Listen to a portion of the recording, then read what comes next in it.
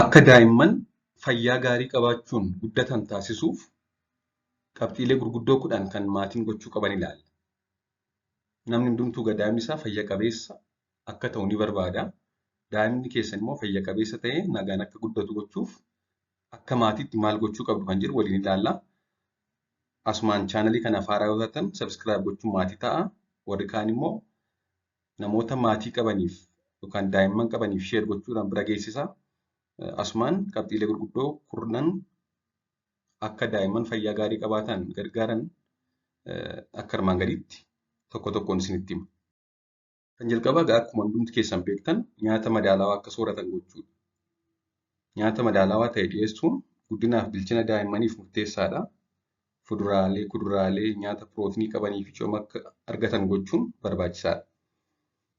Hanga ji'a 6tti daa'imni harma haadhaa argatee ji'a 6 hanga waggaa 2tti immoo nyaata dabalataa waliin harma haadhaa osoo itti fufee gorfama. Akkasumas hanga ji'a 6tti harma haadhaan dabalata ifa aduutti akka ba'u gorfama akka vaayitaamin D argatuuf. Kun akka waliigalaatti daa'imni nyaata madaalawaa akka argatu taasisa jechuudha. Akkuma beektan ittisoo qaamaaf nyaanni baay'ee barbaachisaadha.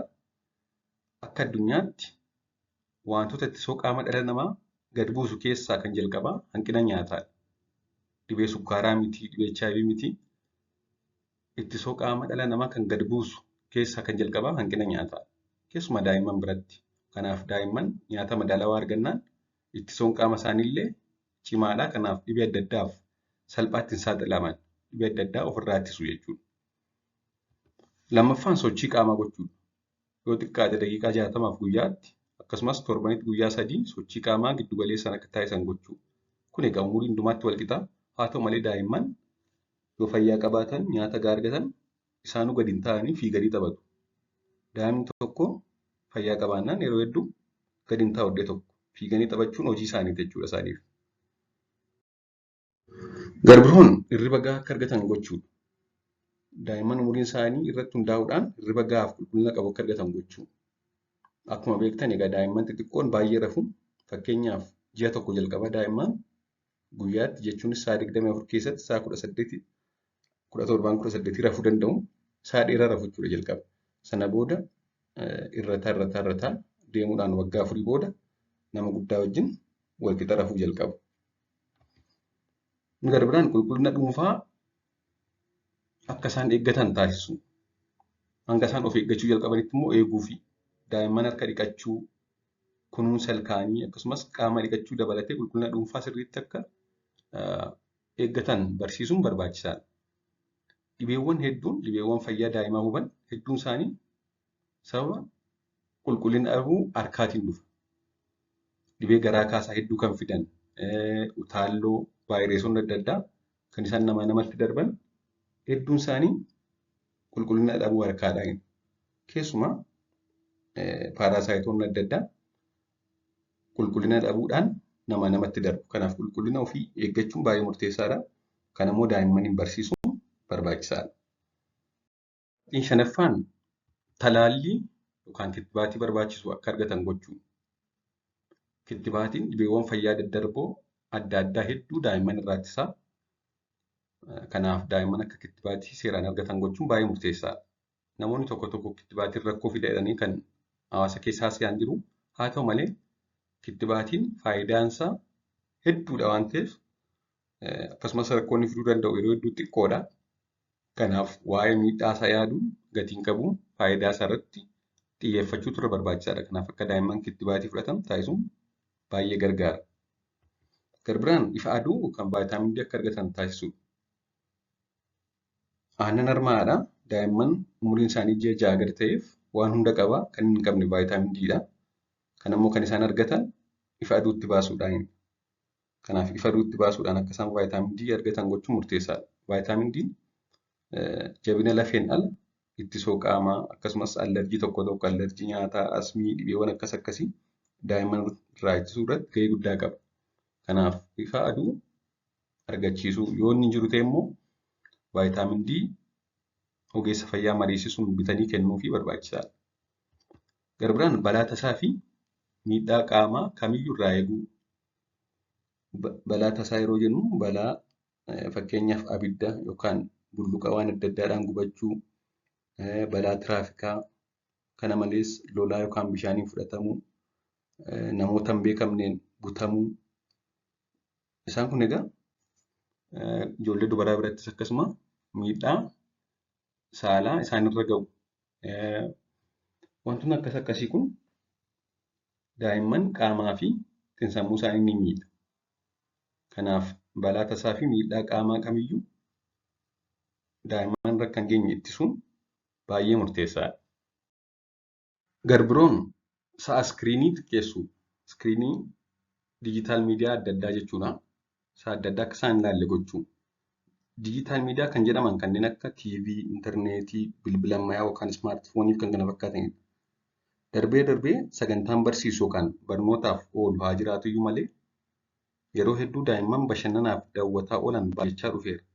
Haa ta'u malee qorannoon akka agarsiisutti daa'imman sa'aatii dheeraa TV yookaan diijitaal miidiyaa biroo ilaalan furdina qaama hamaa fi dhibee isa waliin wal qabatan kanneen akka dhibee onnee, sukkaara, dhibee dhiibbaa dhiigaa fi kan kana fakkaatan akkasumas dhibeewwan amalaa yookaan amala rakkisaa ta'e hedduu fedhii barnootaa dhabuu fi kan kana fakkaatu hedduu akka isaan saaxilu ni kaa'a.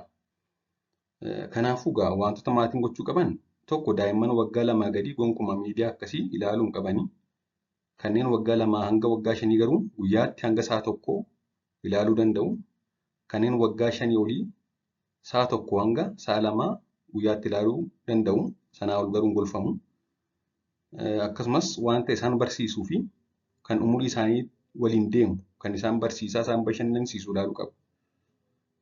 Maatiin daa'imman isaanii waliin sagantaa sana ilaalu maaltu akka ta'e, maal akka irraa baratan, garaagarummaa taatee dhugaaf sagantaa sanaa maal akka ta'ee fi kan kana fakkaatan gaafachuun dandeettii yaaduuf dubbachuu isaanii guddisuun barbaachisaadha. Akkasumas sa'aatii nyaataa yookaan yeroo nyaata jiranitti akka TV ilaalan eeyyamuu dhiisuun murteessaadha. TV ilaalaa nyaachuun akka hanga barbaadanii ol nyaatan isaan taasisa waan ta'eef furdina qaama hamaa ta'eef isaan saaxila. Fiilmiin adda addaa kan kaartoon fiilmii jedhaman hedduun isaanii isaan dabalatee jechuudha. Kan reebicha, hanna, sobaaf amala badaa biroo daa'imman barsiisan ta'uu malu waan ta'eef adda baasuun kan gaarii ta'e qofa bananii agarsiisu. Maatiin ofii fakkeenya ta'uun sa'a dheeraa TV yookaan silkii ilaalaa turuu dhiisuu qabu. Daree daa'imman rafan keessa TV galchuu dhiisuu qabu. Yeroo boqonnaa isaanii tapha waloo bakka bakkatti socho'anii fiiganii akka taphatan jajjabeessuu fi isa kana mijeessuutu irra gorfama. Inni garbiroon fayyaa sammuuf miira isaanii cimsuudha. Akka isaan miira isaanii ofirratti hubatanii of to'achuu qaban barsiisuu, yeroo aaran, yeroo miirri sirrii hin taane itti dhaga'amu ofirratti hubatanii akka isaan of to'achuu danda'an barsiisuu, waan isaanitti dhaga'amu akka maatii waliin ifatti mari'ataniif haala mijeessuu, akka isaan hawaasaaf maatii waliin walitti dhufeenya nagaa qabeessa qabaatanii jiraatan jajjabeessuun baay'ee murteessaadha.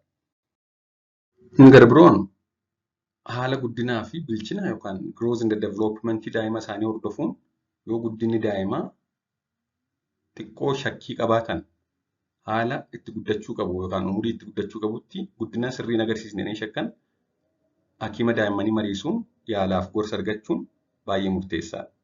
From Harvard that you should know about. Researchers found that if you implement this one small thing in your child's life, they're more likely to be happy as adults, they have more empathy towards other people, and they're more successful in their careers. In fact, a different 20-year study from the University of Minnesota found that this simple change was the best predictor of overall adult success, especially if started in an earlier age.